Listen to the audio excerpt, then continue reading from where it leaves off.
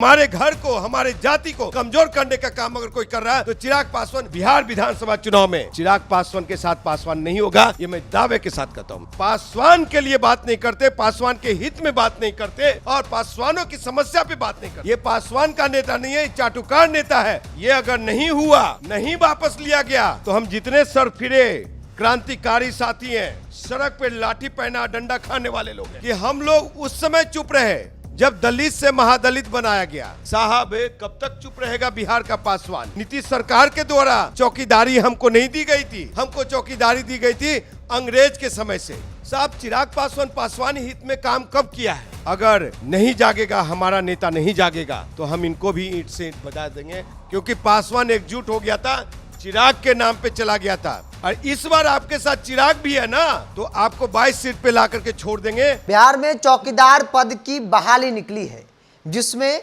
न सिर्फ पासवान समाज के लोग बल्कि हर एक जाति के धर्म के जो लोग हैं वो अप्लाई कर सकते हैं। और अब इस मुद्दे को लेकर सरकार के इस विज्ञापन पर विपक्ष के तरफ से जो पासवान नेता है उनका बड़ा हमला किया जा रहा है और कहा जा रहा है कि पासवानों की चौकीदारी को नीतीश कुमार की सरकार ने छीन ली है।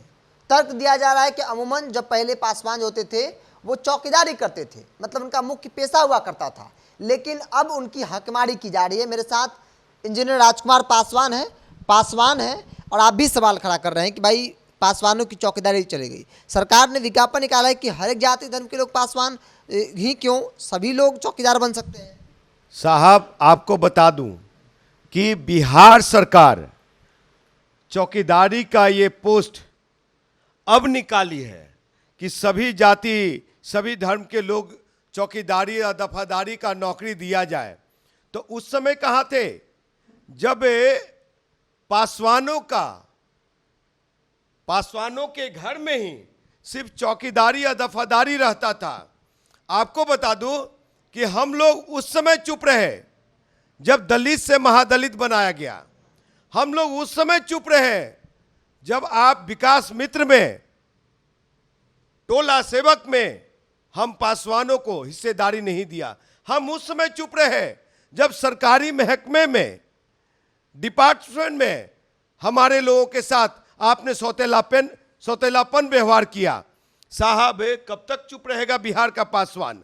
और एक हनुमान है जो कि नरेंद्र मोदी से भी बात करते हैं, अमित शाह से भी बात करते हैं, राजनाथ सिंह से बात कर, अब बिहार में नीतीश कुमार से भी बात करते हैं, लेकिन पासवान के लिए बात नहीं करते, पासवान के हित में बात नहीं करते और पासवानों की समस्या पे बात नहीं करते।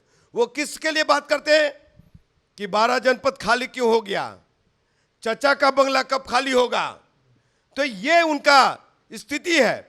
और जो पासवान लोगों ने उन पर विश्वास किया है तो क्यों नहीं बाहर निकल के मुखर होकर के बोल रहे हैं कि आज पासवानों की चौकीदारी दफादारी चल गई है। हम ये नहीं कहते हैं कि आप और लोगों को ना दीजिए, लेकिन एक पहलू तो है कि मेरा इतिहास 300 वर्षों का रहा है। आपके द्वारा, नीतीश सरकार के द्वारा चौकीदारी हमको नहीं दी गई थी, हमको चौकीदारी दी गई थी अंग्रेज के समय से। रजवाड़े लोग जो थे वो लोग हमको ये चौकीदारी में लाए थे, अंग्रेजी हुकूमत में आया हम लोगों ने। और आज आप दलित से महादलित, उसके बाद जब आप साहब महादलित को आप एक तरफ करके विकास मित्र में भर दिया तो पासवानों से क्या नाराजगी है?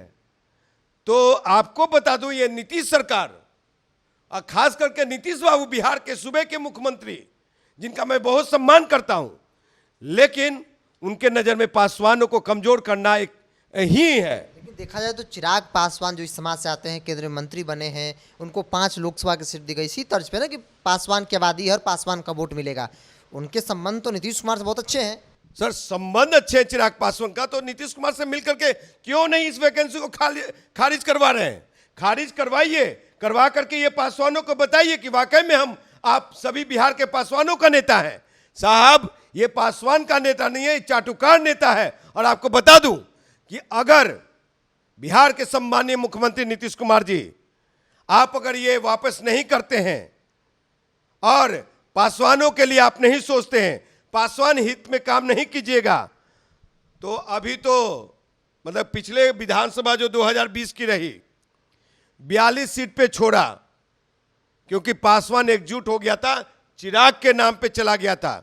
और इस बार आपके साथ चिराग भी है ना, तो आपको 22 सीट पे ला करके छोड़ देंगे। हम बिहार के पासवान वो ताकतें वो फौलादी शक्ति हैं।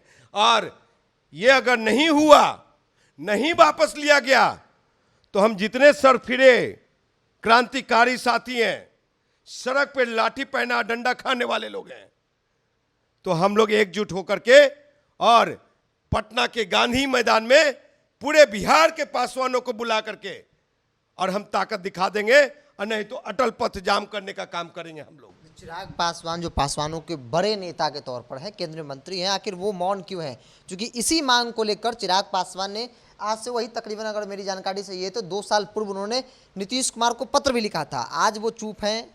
साहब, चिराग पासवान पासवानी हित में काम कब किया है? ये क्या कहते हैं, समृद्ध दलितों को आरक्षण छोड़ने की बात किसने कहा? आरक्षण को कमजोर करने की बात किसने कहा?